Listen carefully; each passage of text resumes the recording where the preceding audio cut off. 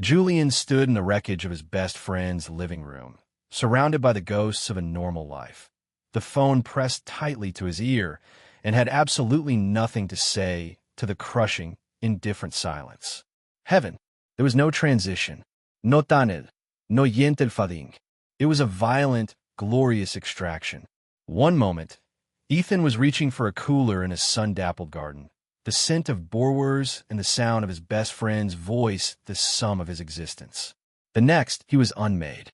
The solid, sensible world of physics and logic dissolved around him like smoke in a hurricane. Sensation, pure and unmediated, overloaded the very concept of his being.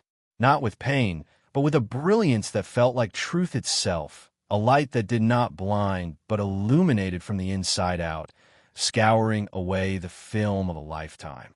He heard a music that was the source of all melody, a symphony of pure joy that resonated in the core of his spirit. He tried to gasp, but he had no lungs. He tried to see, but he had no eyes.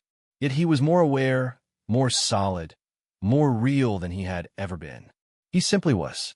And he knew, with a knowledge that bypassed thought and settled as absolute fact, where he was and who had brought him.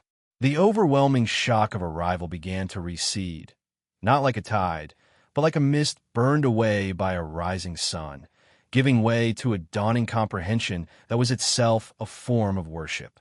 He learned to stand on a substance that was not ground, to see with a perception that was not sight. The light was a gentle, all-pervading presence that felt like love made tangible, a substance that nourished.